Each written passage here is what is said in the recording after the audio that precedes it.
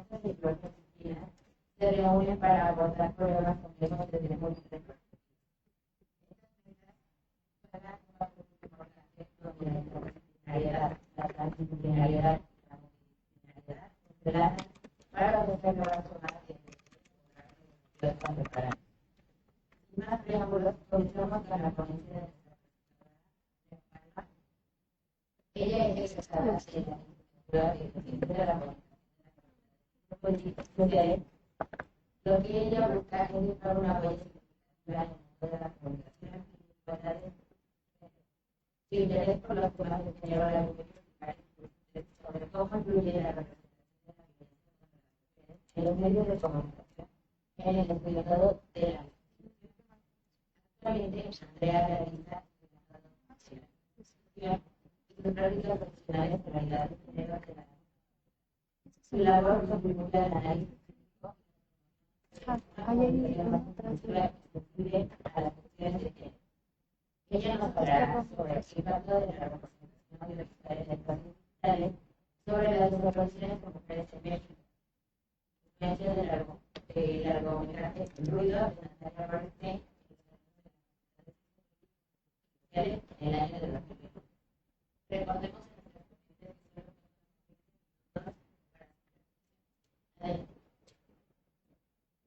Buenas tardes a todos, todas, todes, me permito saludarles. Y bueno, yo les hablaré de, justamente como mencionó la moderadora, impacto de la representación audiovisual en espacios digitales sobre las desapariciones de mujeres en México, sobre la influencia del largometraje Ruido de Natalia Bernstein, cómo creo que esto puede aportar a la comunidad estudiantil. Empezaré definiendo que bajo este contexto, la violencia extrémica es un conjunto de prácticas científicas, disciplinares y cognitivas que, intencionadamente o no, incitan a la aportación de los y les sujetos sociales en la construcción, institución y difusión del conocimiento científico. Y es importante hablar de esto porque lo que no se nombra no existe. Entonces, estamos en un contexto en el que las mujeres nos han violentado, nos han invisibilizado y pensando que la facultad es un microuniverso, ¿no? Entonces, visibilizando este tipo de violencias, podemos crear, espero que se puedan crear cambios de comportamiento, de patrones, de conductas que apuesten al estudiantado a dejar este tipo de violencias. ¿Por qué? Porque actualmente en la unidad de género vemos muchos casos, ¿no? Y a veces no solamente es necesario difundir por medio de carteles, creo que muchas veces las prácticas audiovisuales tienen más impacto en nosotros, o sea, tienen una influencia en nosotros, ¿no? Lo que consumimos en los medios masivos de comunicación nos afectan, nos pueden afectar o nos pueden influir a generar un cambio. Para contextualizar mi investigación, puedo decir que, al menos en México, la investigación que no considera las diferencias de género puede pasar por alto la complejidad de la violencia contra las mujeres. Y en este sentido, partiendo también desde esas epistemologías feministas, yo considero, o más bien espero que este trabajo pueda contribuir a la construcción de investigaciones que aporten activamente con perspectiva de género de las mujeres en un proceso investigativo, permitiéndoles no solamente ser un objeto de estudio, ¿no? Sino también participar activamente como agentes en la generación de conocimiento, porque hemos sido rezagadas. Hay que decirlo, en la academia hemos sido rezagadas y no es hasta que hay un sustento masculino que nos haga valer, ¿no? Y pues bueno, creo también que la falta de enfoques sensibles al género en la investigación puede limitar la capacidad de comprender y abordar adecuadamente la violencia de género en México. Me basé en este documental de Natalia porque muestra la realidad de una manera cruda, sí, pero creo que se sensibiliza respecto al tema. No, yo creo que hace una adecuada representación de la violencia que viven las mujeres y de las desapariciones forzadas, porque hay otros temas o otros filmes que no lo abordan de la manera adecuada ni respetuosa. Entonces, lejos de poder influir, quiere revictimizarlo más. Eh, para mí, la importancia de la investigación inclusiva es fomentar la diversidad de perspectivas y enfoques de género, lo que creo que puede ayudar a contrarrestar el sesgo y la exclusión de las mujeres en la academia. Creo que esto puede contribuir, como les mencioné, a una creación de un ambiente de investigación más equitativo y receptivo a la pluralidad de identidades y experiencias. Creo que las mujeres que hemos sido violentadas debemos hablar desde nuestra perspectiva, no bajo una mirada masculina, que es lo que muchas veces pasa, ¿no? En los contenidos audiovisuales no hacen una representación la mayoría de las veces adecuada sobre las mujeres y sobre la violencia que las realiza. ¿Por qué? Porque está bajo un enfoque masculino y patriarcal que, bueno, sí visibiliza un poco, pero no tanto. Eh,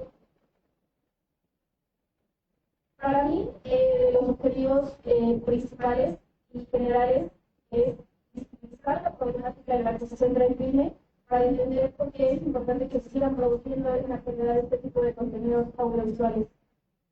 Podemos ver que hay mucho cine comercial y estos largometrajes no están tan ahí, ¿no? Porque creo que la verdad incomoda. Y las luchas han quiero decir que ponen un dedo en la llaga y exponen lo que está pasando, pero no se comercializa tanto como otro tipo de películas, como otro tipo de series en plataformas de streaming.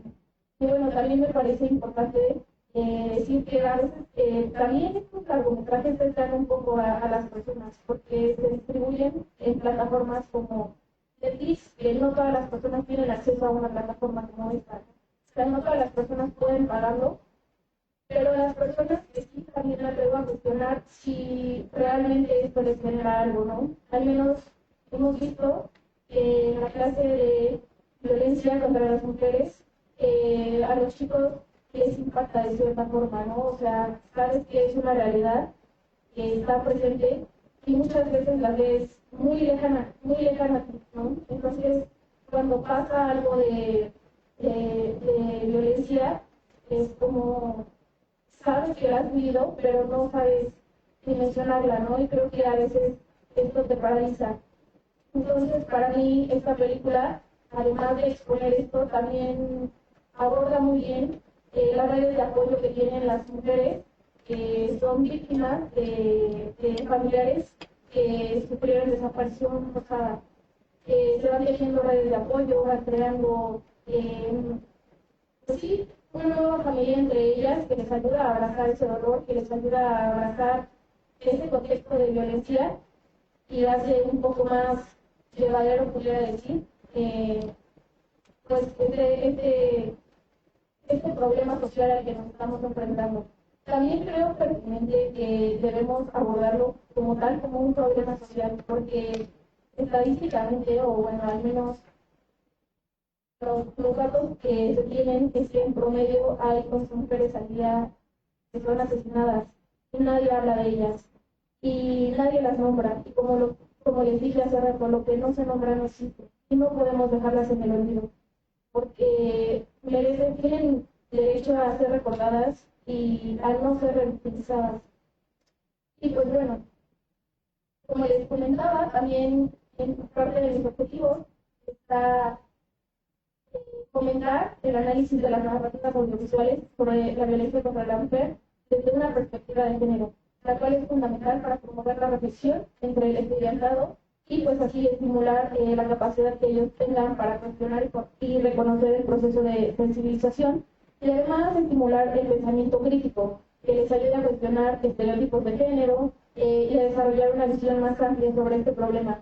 Y además, sobre todo y lo más importante, considero que les va a permitir participar de manera activa en una transformación social. Como les dije, creo que somos un microuniverso, pero a veces pequeños cambios pueden influir en demás personas, ¿no? ¿Qué pasaría si entre los grupos de todo el estudiantado dejaran de perpetuar ese pacto patriarcal que tanto nos violenta a las mujeres? Podrían ser cambios significativos, ¿no? Y a veces señalarle a una persona que está mal puede significar algo para posibles víctimas, ¿no? Yo me acuerdo que tenía compañeros en la facultad y todavía no estaba esto de o sea, esta clase de la violencia contra las mujeres, y no lo digo porque sea muy grande, ¿no? Sino porque no estaba a raíz de un paro que se creó esta clase por un pliego petitorio, pero bueno, no estaba esta asignatura y muchas veces yo notaba actitudes que tenían mis compañeros sobre violencia hacia otras mujeres y no me atrevía a decirles estás mal, porque pensaba que no estaba mal o pensaba que tal vez yo lo estaba maximizando, ¿no? Pero si nos damos cuenta, no es maximizar los problemas, es decir, está un problema y no tienes que seguir haciendo esto, ¿no? Y bueno, para sustentar mi investigación y para contextualizar la profundidad y la gravedad del tema, es necesario exponer que la violencia contra las mujeres ha ido en aumento. Hemos vivido épocas muy violentas y no se me va a olvidar una nota que decía que la Ciudad de México superó por mucho a Ciudad Juárez, cuando en Juárez estaba lo de las muertas de Juárez. Y creo que eso también deshumanizaba a las víctimas, porque simplemente reducirla a las muertas es una burla para todas las mujeres que fueron asesinadas. No podemos hablar de las muertas, son las asesinadas. Y esto, en este sistema feminicida en el que nos encontramos, necesitamos nombrarlo, ¿no? Porque necesitamos que nos hagan caso. Y bueno, ¿qué les puedo decir? En 2021, las mujeres, el 70.1% de las mujeres han experimentado por lo menos un incidente de violencia en su vida. Esto bajo estadísticas del INEGI. Pero del 2021 al 2024 han pasado 3 años y estas cifras no han sido actualizadas. ¿Qué quiere decir? Esto también nos comunica que no somos importantes, ¿no? O sea, que no es necesario decir, cuando ya sabemos que diario hay una mujer violentada y que pedir justicia en este sistema es luchar contra corriente. ¿Por qué no han sido actualizadas estas cifras, no?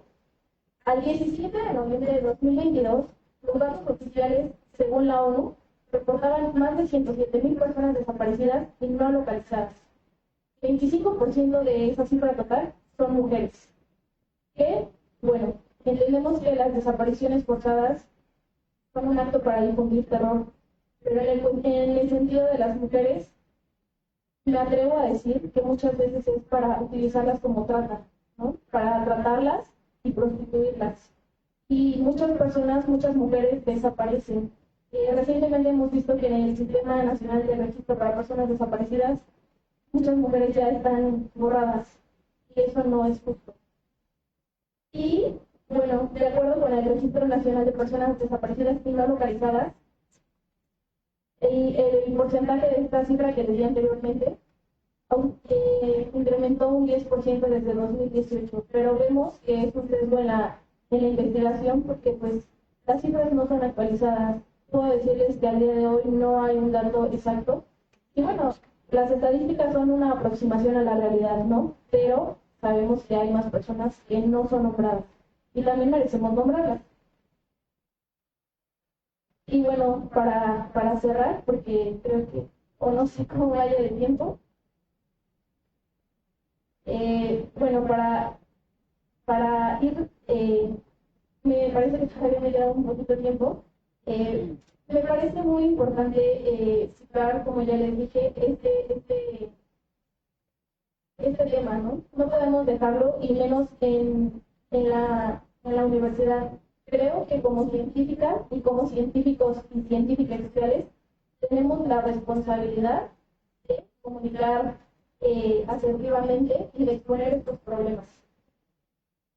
Y lo digo así porque, bueno, al menos los chicos con los que trabajamos, Carlita y yo, pues la mayoría son de comunicación. Y siempre lo que les he dicho es que cómo puede impactar la representación de las mujeres en medios de comunicación, puntualmente en temas de violencia. Muchas veces los encabezados son amarillistas, lo que vende es la nota roja, hay un morbo. Y siempre le recalco a los chicos de comunicación, que a todos, pero puntualmente a los que se enfocan al periodismo, que nunca hay que dejar de lado la dignidad de las víctimas.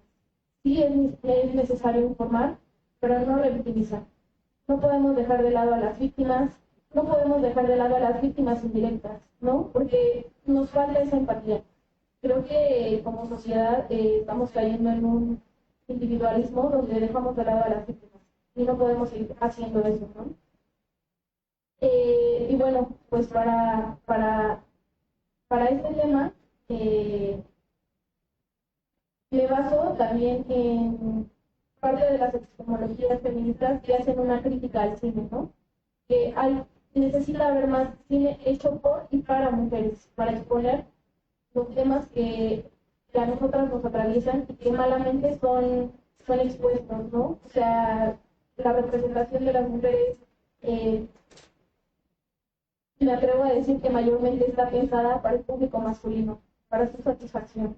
¿Por qué? Porque nos siguen violentando aún así, ¿no? Porque nuestra representación se reduce a estereotiparnos o a ponernos como meros objetos sexuales, ¿no? Para el placer masculino.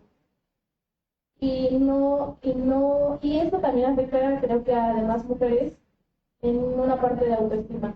Pero, además de todo esto, quiero decir que esto afecta a las mujeres por las historias que son contadas, ¿no? O sea, ¿qué sentirían tal vez los directores que buscan monetizar si tuvieran alguna situación de violencia extrema y que sus familiares fueran representados de una manera burda? Sería una burla incluso para ellos, ¿no? Y no necesariamente necesitamos ser directores o escritores o personas que se dediquen a la industria audiovisual, pero sí necesitamos ser seres más empáticos. Necesitamos comunicar desde una perspectiva de género que nos integre a las mujeres, que nos visibilice y que nos ayude a denunciar esta parte. Creo que la influencia de los medios de comunicación en la actualidad es muy importante porque tenemos la noticia o mucha comunicación al alcance de clic, ¿no? ¿Y qué pasaría si todos estos titulares cambiaran, ¿no? No dejo de pensar en el caso de Ingrid Escamilla, cómo se viralizó, ¿no? Y todos nos quedamos tal vez con esas imágenes crueles, con esas imágenes que la deshumanizaban, que no le ponían un rostro, que no le ponían un nombre. Simplemente era una mujer asesinada de una forma brutal. Pero la influencia mediática apostó por denunciar que un policía estaba mal, que estaban buscando fondos, y a partir de ahí se creó una política pública. Yo creo que en general este sistema es importante, porque las noticias, la relación entre medios de comunicación y sociedad puede ayudar a incentivar a crear políticas públicas que apuesten por temas de género, porque sí, creo que en la actualidad estamos apostando más por esos temas, pero no del todo. Me atrevería a decir, como coloquialmente dicen, pues creo que seguimos en pañales, ¿no? En temas de género. Y bueno, para ir concluyendo, para mí, estudiar la influencia de estos largometrajes, principalmente entre el estudiantado, es de gran ayuda para la comunidad universitaria y pues también creo que para la sociedad en general, ya que esto, al ser un motivo de estudio, nos ayuda a inspirar a los y les estudiantes a ser agentes de cambio en la promoción de los derechos humanos, en justicia y en rendición de cuentas en comunidades y en la sociedad en general. Me encantaría que esto se replicara a más facultades, pero por lo pronto creo que desde mi trinchera lo estoy haciendo en esta facultad porque no podría ir a decirles a chicos de ingeniería que entendieran, ¿no? Lo que es violentar a una mujer porque no están preparados todavía a ese nivel, ¿no? Pero creo que nosotros como científicas, científicos, científicas sociales, sí tenemos una apertura, una pluralidad de ideas, a cuestionarnos lo que está mal, a decir, siempre he creído que esto es blanco y esto es negro, pero puede haber un gris, ¿no? Y creo que entre esas preguntas pueden discernir y pueden hacer cambios. Y bueno, posiblemente puedan hacer una transformación social, ¿no? O al menos podemos irla haciendo a pequeñas escalas que quizá en algún futuro vivamos libre de violencia. Pero bueno, eso es todo. Agradezco su tiempo y agradezco haberme escuchado. Muchas gracias.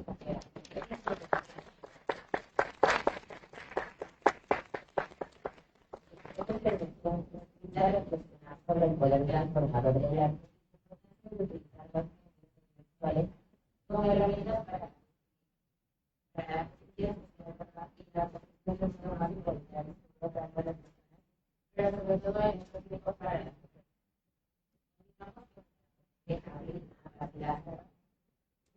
Ella es una estudiante destacada de Relaciones Internacionales con una pasión innata por el estudio y la construcción.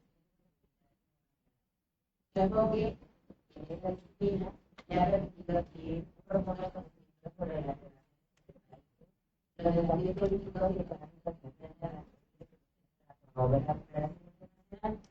Como asistente del mejor doctor del mundo, Hernández Vera, ha habido una gran dedicación su capacidad para abordar los procesos de relaciones internacionales y presentarlos de manera clara y concisa es altamente valorada por el mundo internacional.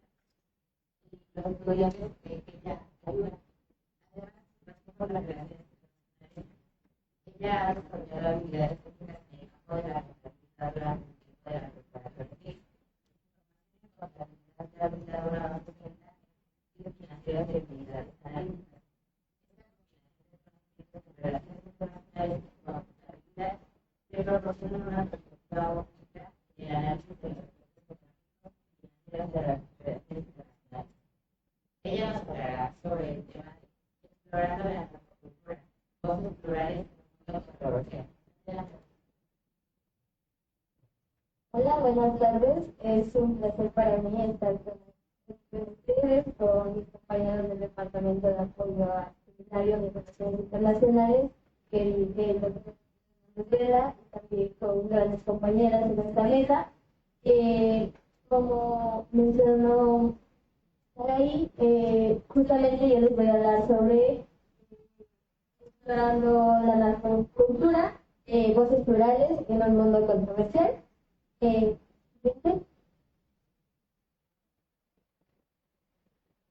Bueno, esto es un poco de los contenidos que vamos a abarcar, que voy a abarcar durante mi intervención, que van de lo general a lo particular. Y bueno, por lo mismo, siguiente. Pues,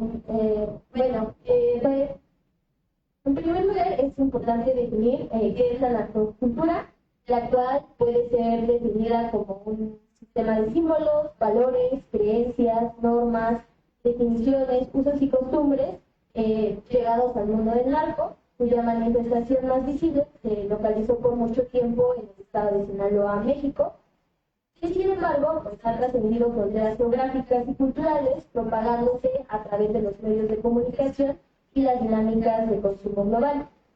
Desde la perspectiva de Zygmunt Bauman, la narcocultura puede ser vista como la respuesta a las necesidades y aspiraciones de una sociedad marcada por la desigualdad y la marginalización socioeconómica. En un mundo donde las clases populares buscan formas de superación y reconocimiento, la cultura del narcotráfico emerge como un camino hacia el éxito perseguido, una forma de resistencia y de empoderamiento en medio de esta adversidad. En donde, el siguiente por favor, el consumo va a desempeñar un papel fundamental en su propagación y consolidación. Más allá de los productos tangibles como narcocorridos, películas, series, existe un consumo simbólico de valores y de estilos de vida que van a estar asociados con esta cultura.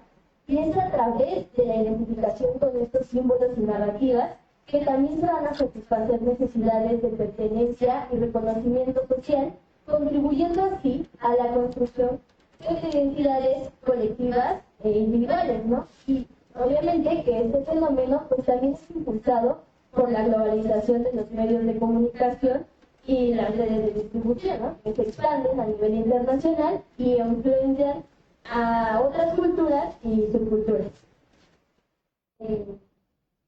Bien. Bueno, esto nos va a llevar a la construcción del narcotráfico como cultura, pues nos va a dar como resultado la existencia de un narcomundo que pues, va a responder a una estética especial, a esta que conocemos que es ostentosa, exagerada, grandilocuente, con autos caros, zonas, fincas enormes, de estampados religiosos que van a contemplar a Malverde y a la Virgen de Guadalupe, así como también diversos estilos arquitectónicos que pues tienden a la ostentosidad.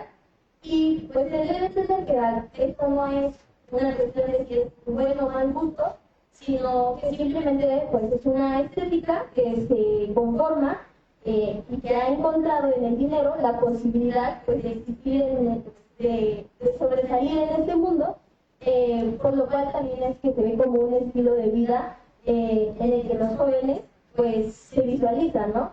Entonces, esto es importante mencionar porque nos damos cuenta que va a impactar de manera directa pues la ideología de una sociedad, ¿no? Y esto nos lleva a lo siguiente que me gustaría resaltar. Bueno, en términos de Clifford Geertz, que escribe, habla sobre el intercambio de culturas, nos dice que somos individuos guiados por esquemas culturales y por sistemas de significación, que estamos creados en virtud de los cuales pues formamos, ordenamos, sustentamos y vivimos nuestras vidas. Y pues los esquemas culturales no son generales, sino específicos, ¿no? Porque van a existir nociones particulares cerca de lo que significa ser hombre o mujer de acuerdo con el contexto. Esto nos lleva a la cuestión de que es por ello que las imágenes y videos que se relacionan con toda la narcocultura pues toman un papel trascendental en la producción de significados, al menos sí en los adolescentes, pero también en los adolescentes varones, pero también en los que se encuentran en condiciones precarias, ¿no? Y configuran un conjunto de prácticas sociales a partir de dicho fenómeno, mismas que son aceptados y en algunos casos pues se vuelven una punta de lanza para querer adherirse a verdaderos grupos delictivos. Entonces, es también como hoy en día esto nos lleva a que los valores y la aceptación social de las personas vinculadas al narco por parte de los sectores juveniles va a poner de manifiesto una nueva construcción ideológica en donde pues, se van a romantizar y a generar estas hazañas y pues también eso se van a ver en la cotidianidad, ¿no? En la ampliación también del lenguaje, ¿no? Entonces, no sé ustedes, pero es muy común y también nosotros nos asociamos, a pesar de quizá no vivir precisamente en el auge de esto que es en Sinaloa, pero sí asociamos las palabras de troca, buchona, levantón, buchón, empozolados, encobijados, troceados, entre otras, ¿no? Porque pues forman parte de una construcción cultural pues que se ha expandido pues, a lo largo y ancho de nuestro país, ¿no? Entonces, es por eso de que en un principio les hablaba de que hay un narcomundo, ¿no? Se despliegan a un mundo imaginario que es forjado a partir de una proyección que sí tiene que ser creativa, porque pues nace de la imaginación de las personas que lo consumen, pero también está integrado, pues también por lo mismo se integra de un montón de un mundo de fantasía, ¿no? Porque tenemos leyendas, tenemos mitos, tenemos figuras que se vuelven importantes dentro del medio y se enaltecen, ¿no? Se empieza a volver algo deseable. Entonces, es por eso que, bueno, aunado a cómo también nos bombardean los medios de comunicación, estas producciones, pues en ese sentido, pues van a orientar y dirigir pues a todas nuestras acciones a seguir ese modelo per se, ¿no? Entonces, esto también me ha llevado a asegurar que desde el interior del narcotráfico se van a generar subjetividades masculinas. Siguiente, por favor. Que sí van a estar ancladas a las normas de género masculino hegemónicas y que van a ser expresiones entendidas como, valga la redundancia, masculinas, como para comportarse y moverse, además, bueno, de la indiferencia ante el peligro, el menosprecio a lo femenino y la violencia como herramienta principal, ¿no? O sea, ese modelo de hombre es aspiracional alrededor de este pues se han creado mundos de significaciones que parecen alcanzables porque pues, forman parte de la historia de muchos. Era lo que decía, se forman héroes que pues nacen desde la cultura popular, que nacen desde abajo, entre comillas, y que pues llegan como a estas grandes esferas de poder e influencia, ¿no? Ahora, tampoco se trata creo yo, de caer en de esencialismos y decir todos los adolescentes son violentos o la masculinidad es violenta y por eso es que el tipo de cultura les es atractiva, ¿no? Pero sí creo que en la mayoría de las sociedades pues esperan ciertos códigos y mandatos ligados al género y que existen experiencias subjetivas en torno al hecho de ser hombre y mujer culturalmente. Y es importante rescatar que de acuerdo pues, a escenarios históricos y geográficos, pues los atributos que van de la mano de la masculinidad, pues sí se conciben de manera más o menos diferente, ¿no?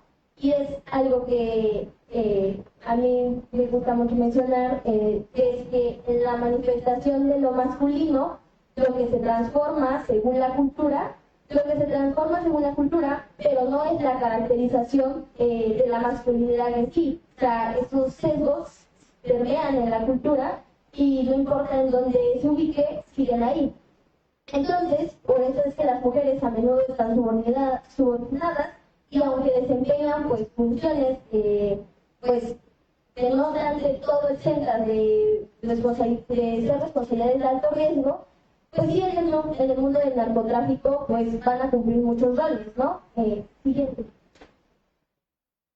Y bueno, aquí, como le pongo en la lista, las mujeres son las cocineras, son las que esconden la droga en sus cuerpos como mulas, las campesinas que cosechan la materia prima de las drogas en el campo, las halconas, las que vigilan las actividades de sus zonas, las narcomenoristas que venden droga al par por menor, son las reclutadoras o en las redes de trata, son las buchonas o mujeres de trofeo, son esposas y madres, pero en todas son objetos, las usan y las descartan. Entonces, no podemos negar el hecho de que la narcocultura es extremadamente misógina. Las mujeres son vistas como trofeos, con los que la construcción hegemónica masculina del alto capo pues puede reflejar su poder, ¿no? La narcocultura ha fijado un estereotipo con el que las mujeres deben cumplir para lograr sobrevivir en el mundo del narco. Y pues dicho estereotipo impone que la mujer de un narco pues también tenga una, físicamente también se tenga que ver de tal forma, ¿no? Entonces sabemos que es delgada, pero con glúteos, senos y labios grandes, por ejemplo, ¿no? Siguiente. El cuerpo de estas se moldea en función de los deseos del tipo de mujer que a los hombres les gustaría tener a su lado. El estereotipo de buchona, por eso es exagerado. Les llaman respectivamente buchonas porque algunos han visto grupos criminales en lugares en donde los hombres las exhiben como muestras de poder.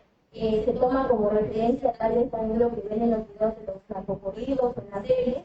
Y pues está esa imagen general de que las consideran violentas, interesadas, traicioneras y prostitutas, ¿no? Putas, porque son mujeres cargadas de erotismo y que pues debido a nuestro legado también cultural judeocristiano, ese sesgo que tenemos de por medio, pues también tendemos a clasificar. Entonces cualquier mujer que se encuentre fuera del rango de matrimonio, de los límites de la decencia, entre comillas, de esta institución familiar, entonces es una mujer mala, ¿no?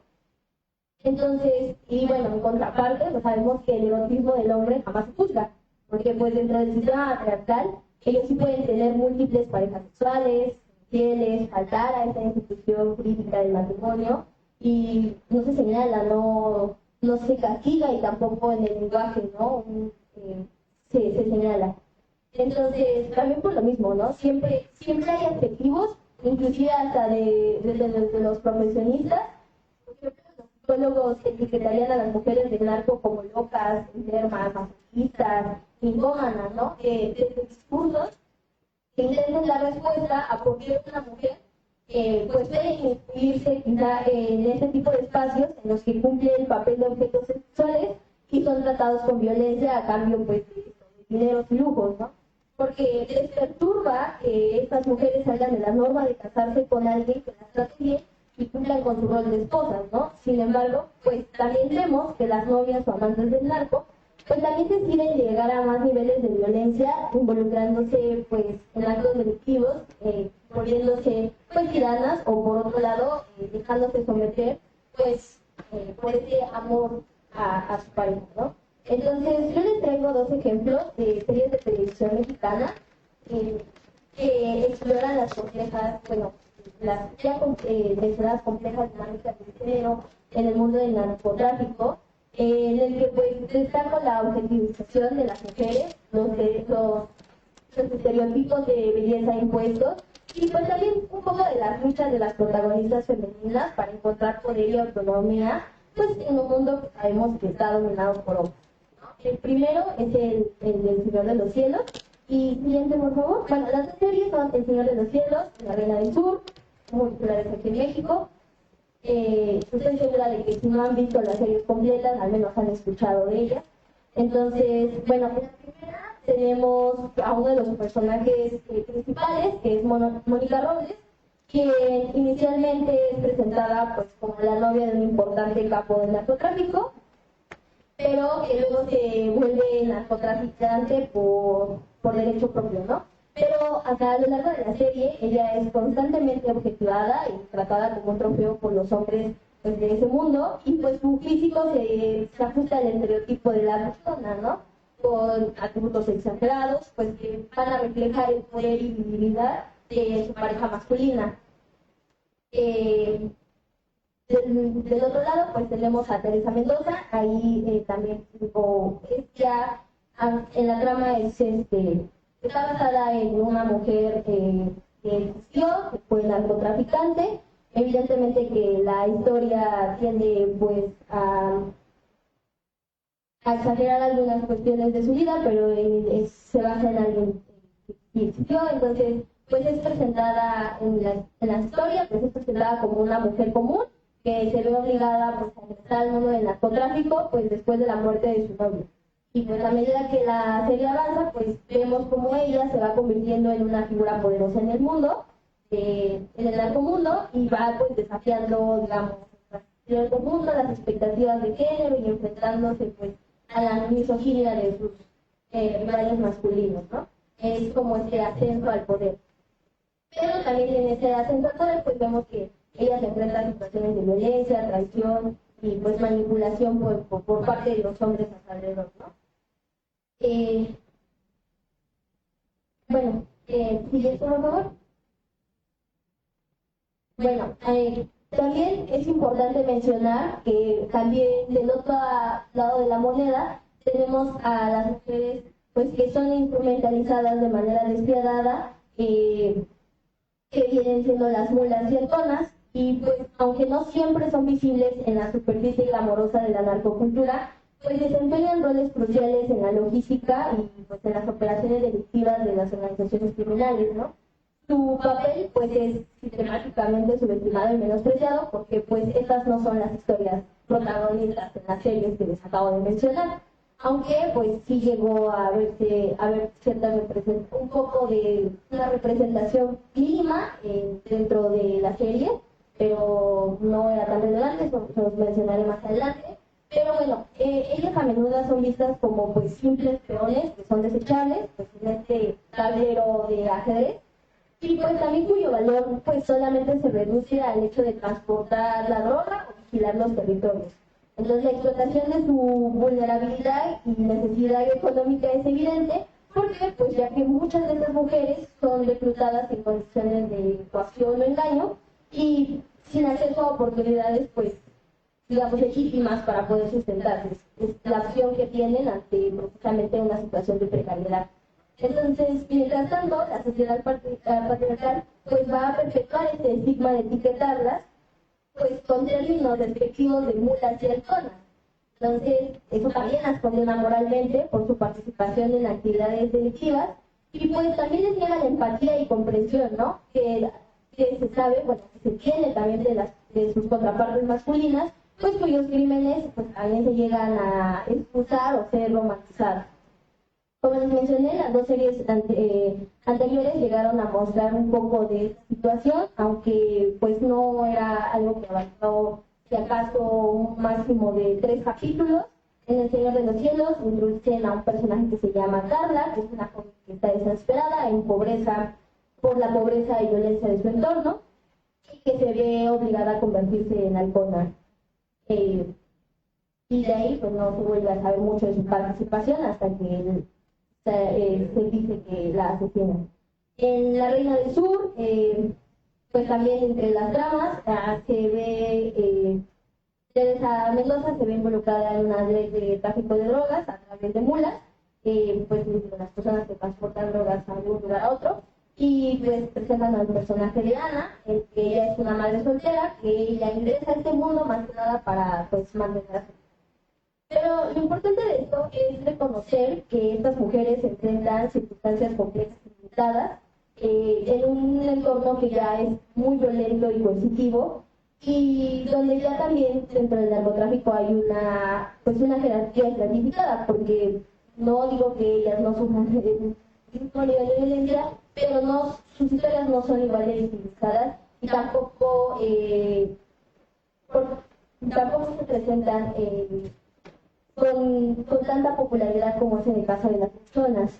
Entonces, pues esto solo representa una pequeña y superficial parte de lo diverso y de lo complejo que es esa experiencia.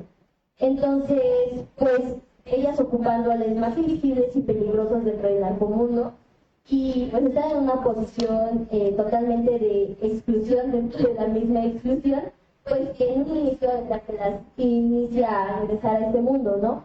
Y esta falta de acceso pues a los lujos y privilegios que son asociados con las luchonas, pues sí resalta más la explotación y la vulnerabilidad que enfrentan, ¿no? Mientras que pues las desigualdades de género, esas pues siempre las van a afectar a las tres figuras por igual, ¿no? Es igualmente severa, ¿no? Entonces, por lo mismo, pues también dentro del narcomundo es que los medios de comunicación y sus programas pues tienden a exacerbar al representar sus situaciones, sus historias en roles secundarios, pues a diferencia de las luchonas, y como dije, pues cuyo estilo de vida pues se presenta de manera más prominente y que se enaltece pues dentro de una sociedad que, como ya mencionaba, donde la apariencia y el estatus social pues tiene una mayor relevancia, sobre todo en términos económicos. Ya para terminar,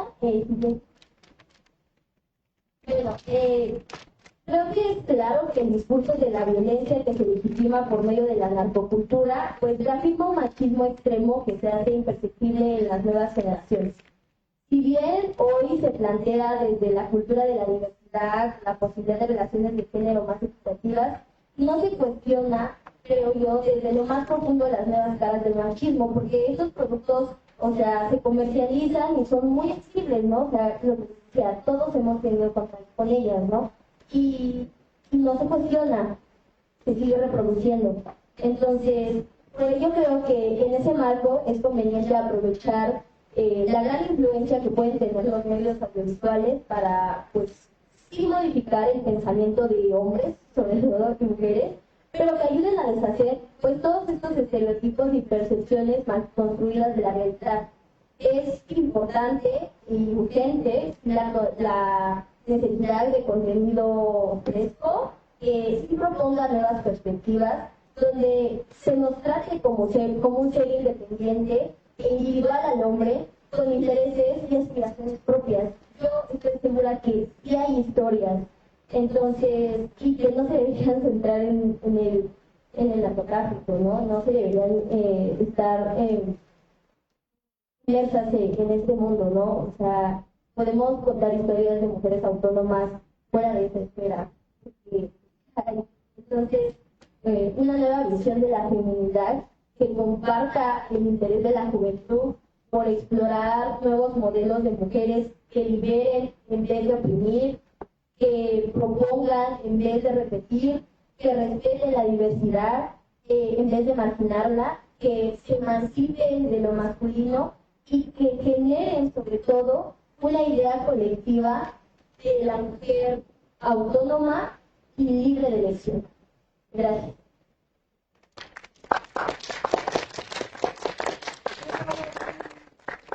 Esto nos invita a cuestionar nuestras percepciones preconcebidas y a buscar un entendimiento más profundo de las dinámicas sociales y humanas que subyacen en el. Para concluir con los exponentes, ahora presentarán nuestra arte que nos hablará sobre la memoria cultural y los conocimientos ancestrales en la lucha en México. Ella es egresada de la carrera de Relaciones Internacionales de la Facultad de Ciencias Políticas y Sociales de Banca. En proceso de titulación, elaborando su tesis, la cual explora la intersección entre el medio ambiente y la tecnología, con necesidad de intersección y énfasis en el agua. Realizó su servicio social en la propia de protección de la vida. Participó el año pasado como ponente y doctorada de un artículo de la Carta de Chile. Ha publicado artículos en medios digitales como el espacio de discusión Reflexar, las sociales, etc. Fue profesora conjunta de las materias de Geografía y Comunicaciones Internacionales en la Facultad de Ciencias Políticas y Sociales y realizó un voluntariado en Turquía. Líneas de investigación, medio ambiente, movimientos sociales, tecnología, geopolítica, diversidad cultural y estudios regionales de África y América. Adelante, por favor.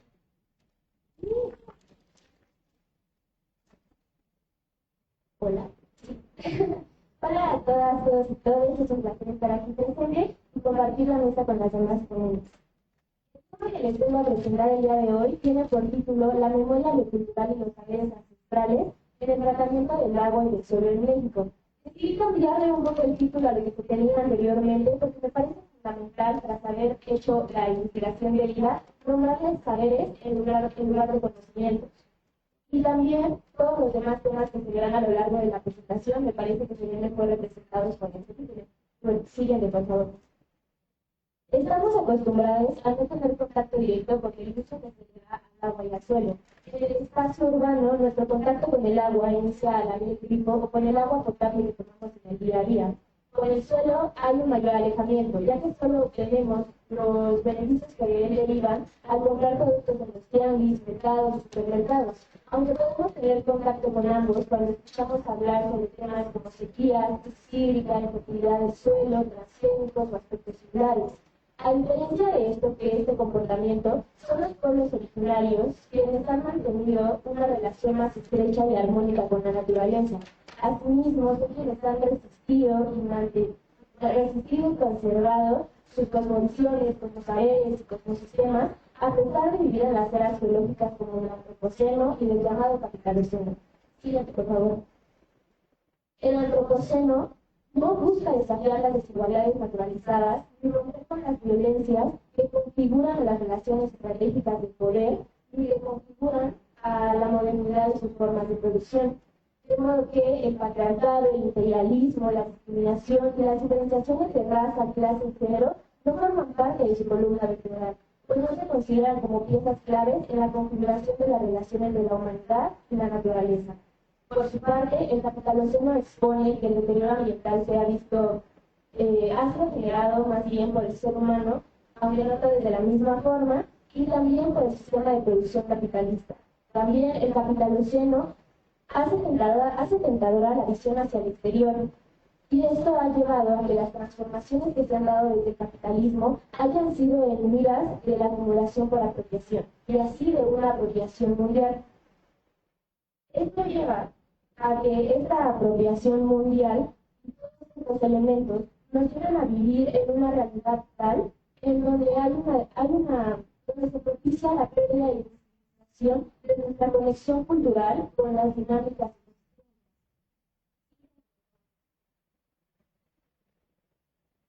Y esta acumulación no hubiera sido posible si no fuera por los regímenes científicos y simbólicos que se constituyeron con el fin de identificar, cuantificar, supervisar y aprobar el crecimiento de la producción de mercancías, así como la apropiación y la explotación de la naturaleza. Y esto ha llevado a que se vea a la naturaleza como ajena a nosotros y que se conciba como una canasta de recursos, es decir, como proveedora de materia y energía y como un vertedero. Siguiente, por favor.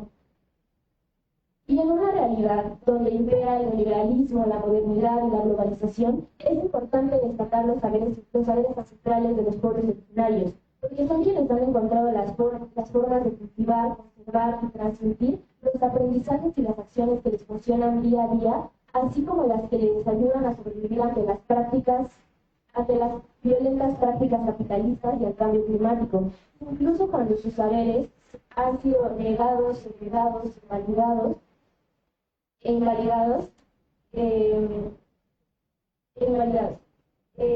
También estos saberes ancestrales se han conservado en la actualidad gracias a la calidad, a la memoria biocultural y también a la transmisión de estos aprendizajes de generación en generación.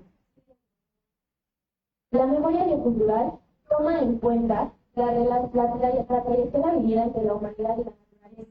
Además, retoma la memoria individual, colectiva y social.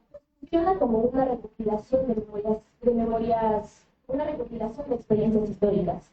También la memoria biocultural es la que permite tomar los aprendizajes del pasado, seguir aprendiendo y retomar todos estos aprendizajes y todos estos elementos como referente para las dificultades que vivimos actualmente.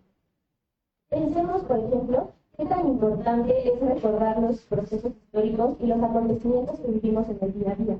Sin embargo, el olvido ha sido promovido por la cultura del consumismo a la cual nos hemos expuestos y a la cual nos hemos acostumbrado a consumir masivamente sin pensar en el gran daño medioambiental que estamos generando, incluso sabiendo que la naturaleza puede sobrevivir sin nosotros, pero nosotros no sin ella.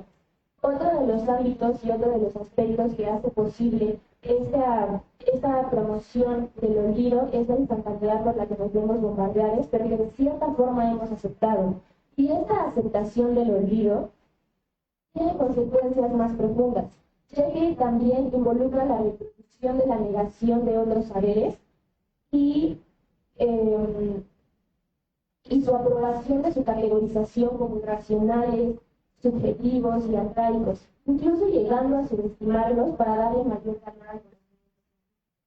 Y a pesar de que estos aprendizajes sean negados y segregados por la modernidad, esta resistencia o marginación de los pueblos originarios, la que ha llevado a que sean ellos que nos recuperen estos saberes locales, incluso cuando las dinámicas mundiales apuestan por las innovaciones tecnológicas o por procesos con resultados más eficientes para los capitalistas. Y esto es curioso mencionarlo porque son los pueblos originarios quienes han logrado de mejor forma las prácticas tradicionales y ancestrales que involucran o que adoptan elementos modernos. Estos elementos modernos, esta incorporación de ellos, no siempre involucra que haya una pérdida de identidad, sino lo que ha pasado es que se han adaptado a sus necesidades, a sus proposiciones y a sus proposiciones.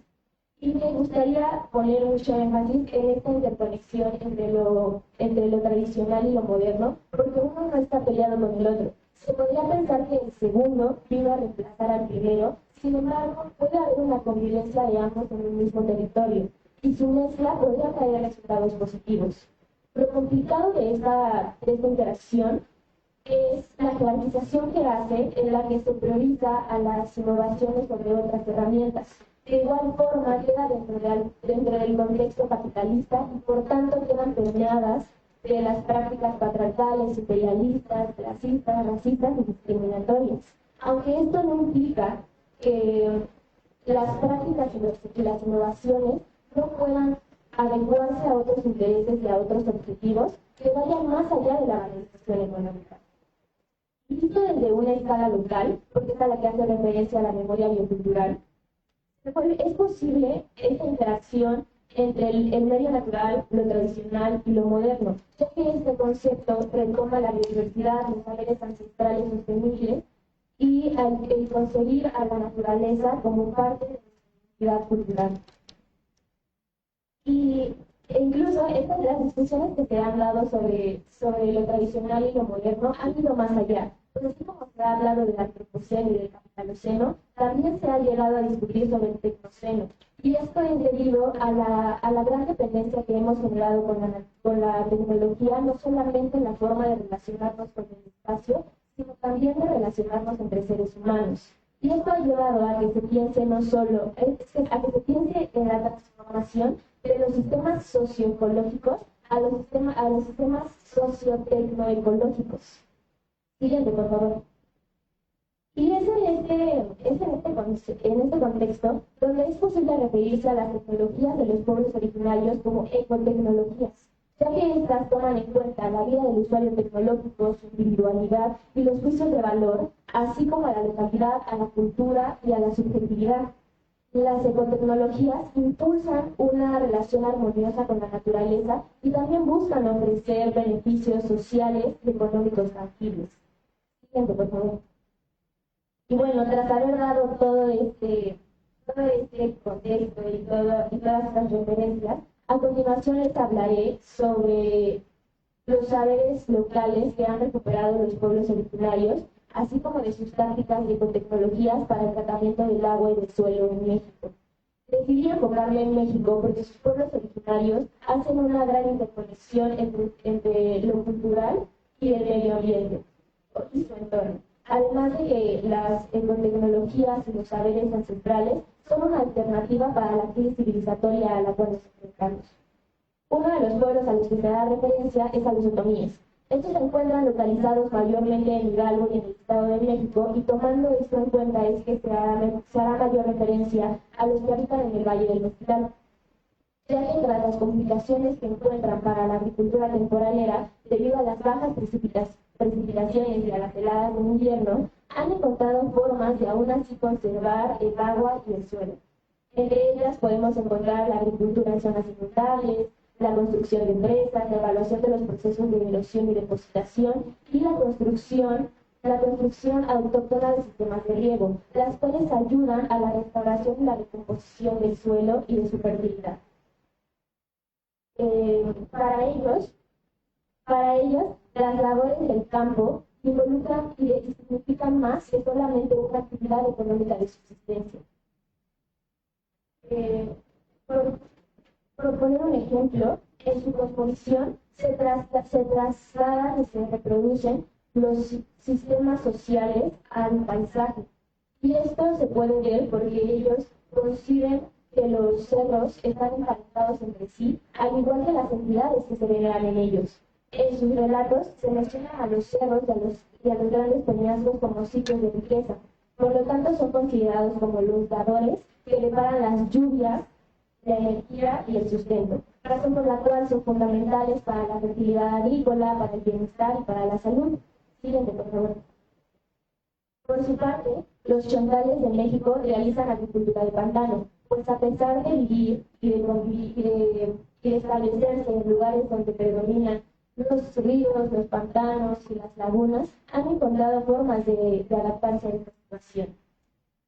Una de las actividades que se pueden destacar es la agricultura de marceño de los chontales de Tabasco. Esta lo que hace es aprovechar las áreas que quedan disponibles tras el periodo de inundación. Y ya que se toma en cuenta el estudio del suelo y de las inundaciones, se dieron cuenta que este sistema agrícola funciona debido a los suelos aluviales con alto contenido en sedimentos y materia orgánica. Asimismo, las plantas acuáticas de los pantanos son fundamentales porque permiten la fertilidad del suelo para fines agrícolas. Eso por parte de los chontales. Y aparte, es necesario mencionar que su sistema de creencias también se ve ligado a la forma, con la forma en la que se ve impactada su vida y su trabajo. Pues llevan a cabo el culto a los dueños de la naturaleza, a los cuales les temen tanto como se les venera, ya que se les considera dadores y protectores, así como inspiradores y los causantes de los peligros y las calamidades. Algo a mencionar de esta agricultura de marceño que me parece de cierta forma a lo que no estamos tan acostumbrados a escuchar y que preferimos darle prioridad a las tecnologías más recientes. Pero es que esta agricultura de marceño, o bueno, con ella más bien, producen 4.5 toneladas de semilla por hectárea y 15.3 si se considera a toda la planta. Cuando los sistemas agrícolas mecanizados de la región y que utilizan fertilizantes químicos obtienen 1.3 toneladas de grano por hectárea y 10 por toda la planta. Otra ecotecnología que se puede destacar es la producción agrícola con chinampas de Xochimilco, Chalco. Las chinampas son sistemas agrohidráulicos de plataformas y de canales de agua que se construyen en las zonas de pantano y en las tierras bajas para así tener una cosecha de gran variedad de alimentos. Estas ayudan a la erosión, ayudan a del suelo y también ayudan a minorar la vulnerabilidad de los agricultores debido a las precipitaciones irregulares que cada vez son más comunes actualmente. Siguiente, por favor. Y con todos estos ejemplos es posible notar un tratamiento del agua y del suelo con resultados positivos sin violentar y sin sobreexplotar a la naturaleza. Y estos aprendizajes y estas ecotecnologías no habrían podido ser posibles si no fuera por la memoria biocultural que se sigue fomentando. Asimismo, los saberes ancestrales de los pueblos originarios están tomando cada vez más relevancia debido a la situación climática ambiental en la que nos encontramos. Y algunas de las acciones que México está tomando a favor del medio ambiente y de los pueblos originarios se encuentra en la entrada en vigor del mejor conocido como Acuerdo de Escazú, la Ley General de Cambio Climático o el Programa Especial de Cambio Climático 2021-2024. Sin embargo, los planes regionales y nacionales de adaptación al cambio climático en los que se toma en cuenta a los pueblos originarios deberían tener un estudio minucioso de su funcionamiento interno y de los saberes ancestrales, ya que no se trata de que ellos se adapten a las dinámicas del espacio urbano. Pues de hecho, uno de los mayores miedos de los pueblos es que lleguen actores externos a deformar y a irrumpir en su identidad, en sus cosmovisiones y en sus cosmosistemas. Y esto también es importante porque ellos no buscan lo que se concibe como desarrollo, sino lo que buscan son buenos vivires y un vivir. Siguiente, por favor. Y bueno, a modo de cierre, es algo que vale la pena de conocer, vale la pena conocer las estrategias, las dinámicas, las prácticas y los saberes de los pueblos originarios. De igual forma, es fundamental retomar la memoria biocultural porque es la que hace posible indagar en la conexión y en la convivencia que como seres humanos hemos mantenido con la naturaleza. Otro aspecto que vale la pena resaltar son todas las memorias.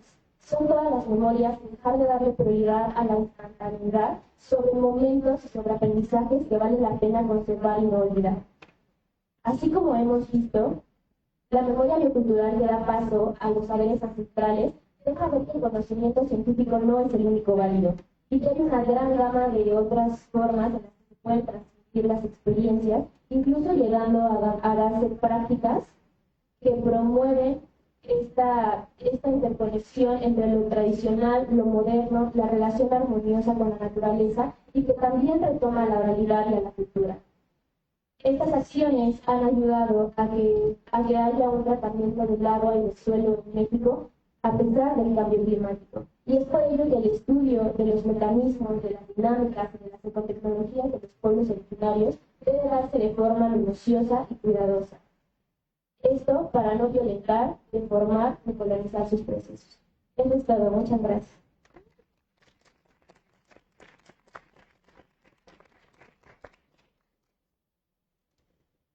Muy bien, muchas gracias. Esta intervención nos lleva a la reflexión sobre la memoria biocultural y los conocimientos ancestrales en el uso del agua y el suelo en México. Además, nos invita a valorar y respetar la sabiduría acumulada por las comunidades indígenas a lo largo del tiempo. También nos insta a trabajar en colaboración con estas comunidades para preservar y revitalizar sus prácticas tradicionales, reconociendo que tienen mucho que enseñarnos sobre cómo vivir en armonía con la naturaleza. Y bueno, ahora pasamos a la sección de preguntas, la cual se dividirá en un bloque de 3 preguntas por ponente. Las primeras preguntas son para Andrea. Pregunta 1.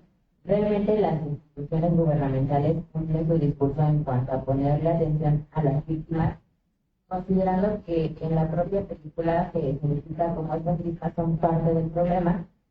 La pregunta 2. ¿Se ha observado algún cambio perceptible en las políticas y acciones gubernamentales como resultado de la representación audiovisual en línea de las desapariciones de mujeres en México, especialmente después del lanzamiento de esta película? Y la tercera pregunta es, ¿qué fue lo que te llevó a elegir Ruido entre otras películas que se han resultado en las desapariciones y feminicidios de las mujeres?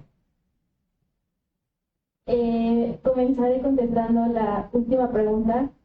Lo que me llevó a elegir Ruido de las demás películas que igual aborda temas sobre desaparición es que, bueno, puedo decir que en el largometraje de Las tres muertes de Marcela Escobedo era más una denuncia al sistema feminicida. Y puntualmente el Ruido es una denuncia no solamente al sistema feminicida como tal, ¿no? Sino a un sistema omiso que además de invisibilizar a las mujeres, invisibiliza también a las víctimas de desapariciones forzadas, ¿no? Y creo que para mí abrazo esta película porque justamente cuando la vi generó un ruido en mí, ¿no? O sea, me hizo cambiar la perspectiva que tenía y dije, ¿cómo es posible que nos estemos enfrentando a esta situación diario y no se exponga, ¿no? O si está expuesta no tenga tanta visibilidad. Entonces, para mí, esta, entre otras películas, pues fue justamente eso, el sentido que me llevó a reflexionar y a convertirlo en mi tema de tesis, ¿no? En decir cómo estos filmes pueden ayudar y sobre todo influir en las demás personas. Y sobre todo porque hay estas escenas de madres buscadoras y estas escenas en donde las mujeres o las víctimas indirectas de desaparición forzada crean un lazo, crean una comunidad entre ellas y se arropan unas con otras, ¿no? Y es este sentido de pertenencia de decir, abrazo tu causa, abrazas mi causa y seguimos en búsqueda de... Y también porque creo que esta película refleja muy bien la frase de decir que hay que luchar hasta que la dignidad se haga costumbre. ¿Continúo con la siguiente pregunta? Sí. Bueno, creo que realmente las instituciones no han cumplido la función porque no garantizan una protección hacia las mujeres. No solamente lo vimos en este filme, también en el de Maricela Escobedo. Esto que está pasando son crímenes de Estado. En primera, porque el Estado no salvaguarda a las mujeres que son víctimas de violencia. En segunda, porque las revictimiza. Y en tercera, porque permite que sigan habiendo crímenes en razón de género. Entonces, forman parte de este mismo problema. Por eso mismo creo que pues en esta película se denuncia mucho al sistema feminicida en el que nos encontramos, porque no solamente son hombres que nos matan o que nos asesinan en razón de género, ¿no? Es un sistema que también está coludido y que nos ha dejado claro que muchas veces nosotros estamos en la lista de prioridades hasta el último lugar. Entonces me atrevería a decir que no cumplen con este discurso, ¿no? Lo hemos visto últimamente en campañas o en discursos políticos. No puedo creer cómo la candidata a la presidencia se atrevió a decir que no había tantos feminicidios ya en la Ciudad de México, ¿no? Cuando van a la alza, cuando son casos que muchas veces no nos enteramos.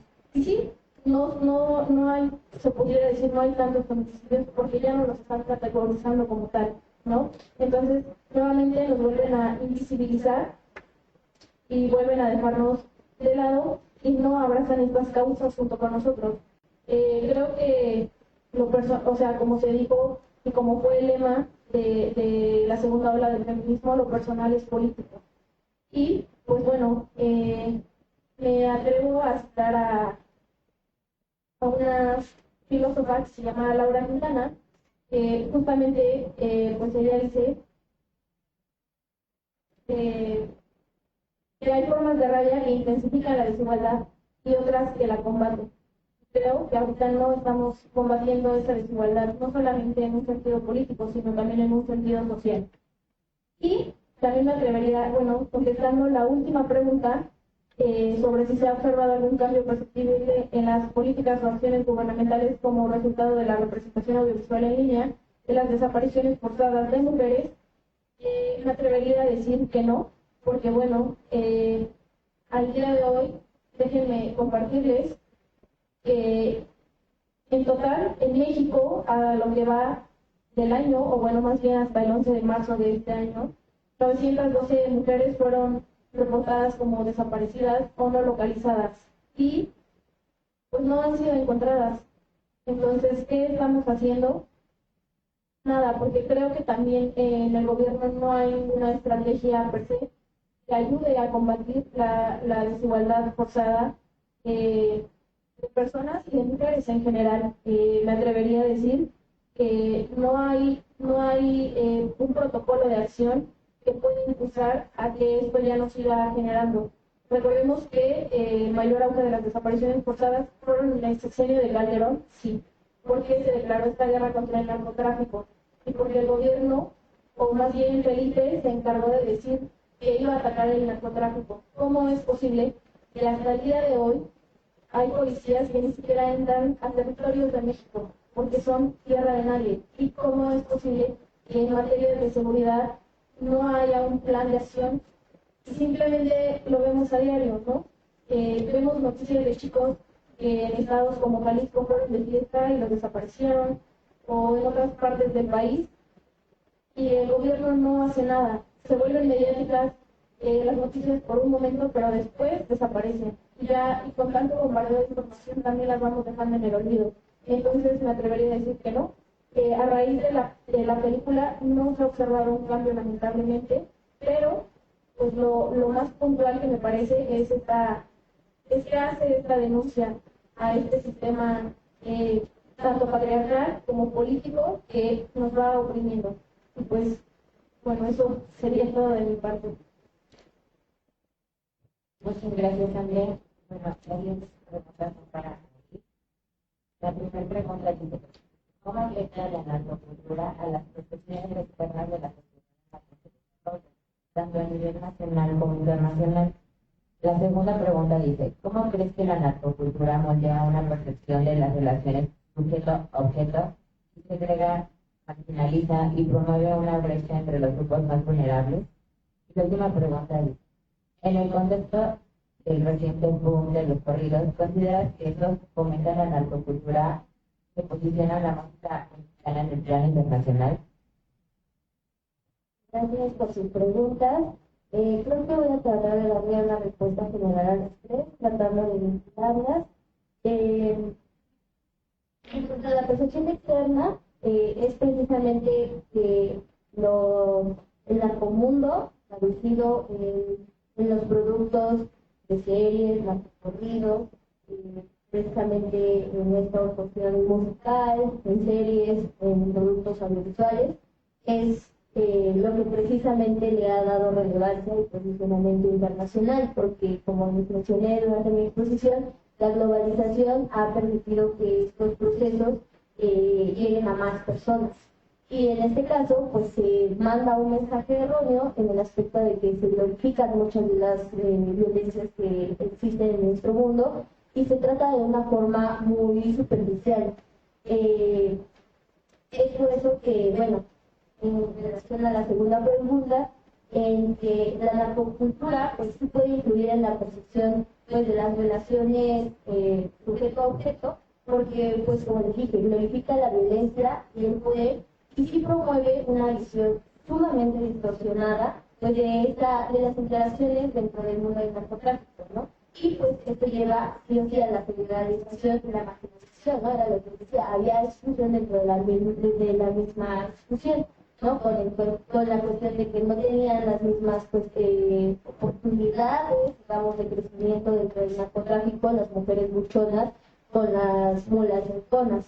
Esto pues es lo que para mí es lo grave del asunto, es que si lo hablamos en términos de Foucault, digamos, a normalizar este tipo de acciones, las invisibilizamos y también en las cuestiones, por ejemplo, como el concepto que usa Bourdieu de violencia simbólica. Esta cuestión de que si esta cuestión es así, pues siempre ha sido así, ¿no? Cuando no, sabemos que es un proceso que se gesta no desde hace mucho tiempo y que precisamente el motivo de señalar la problemática es que nos lleve a pensar eso, de crear contenido fresco, de ver un retroceso ante la situación.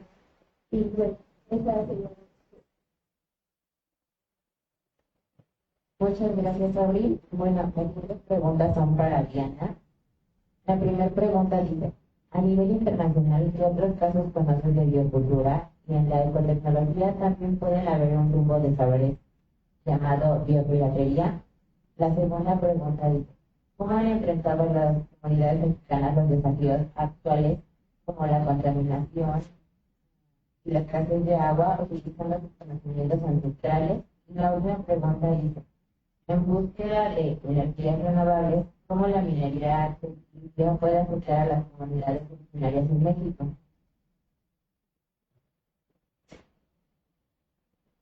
Gracias.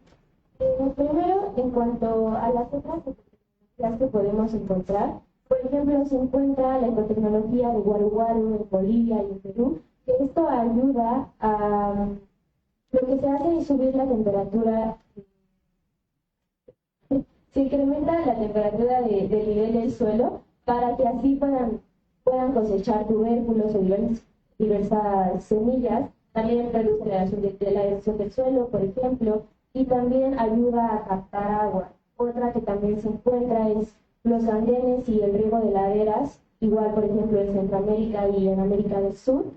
Y también, por ejemplo, podemos encontrar la captación de lluvia, que esto también se hace en Bolivia y en Perú, que son lugares que de verdad le están apostando mucho a las ecotecnologías y a los saberes de los pueblos ancestrales, digo, de los pueblos originarios.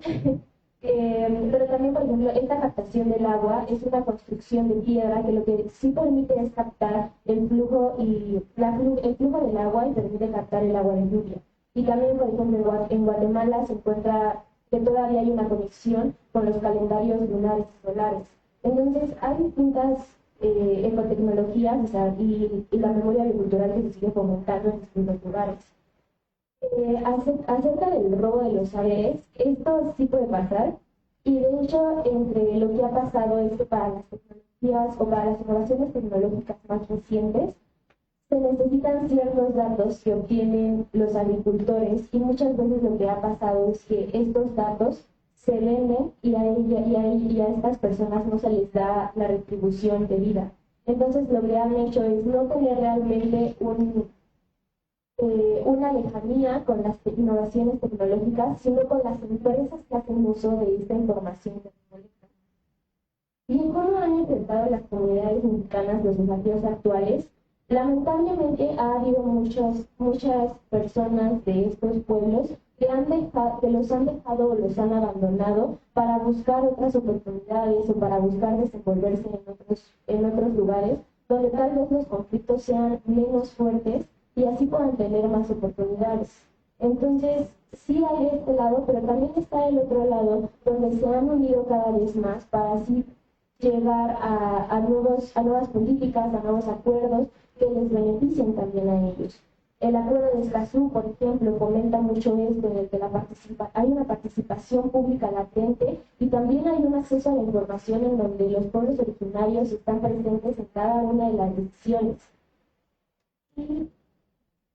Y pues en el caso de la minería impacta no solamente a las comunidades, sino en general prácticamente a todos. Son prácticas sumamente violentas, no solamente con las comunidades alrededor, sino también medioambientalmente. Bueno, muchas gracias a los ponentes por todas sus respuestas. Las invito a que revisen el live, porque les dejaron muchas preguntas ahí también. Bueno, les agradecemos su tiempo también a los ponentes. Bueno, para finalizar, les hacemos la entrega de sus constancias y pueden tomar su paquete de libros. Finalmente, siendo las 4:41 horas, damos terminada esta mesa estudiantil. Agradecemos al doctor Edmundo por hacer estas cosas posibles, así como al público que vino y los que nos acompañaron en la transmisión. Que tengan una excelente tarde.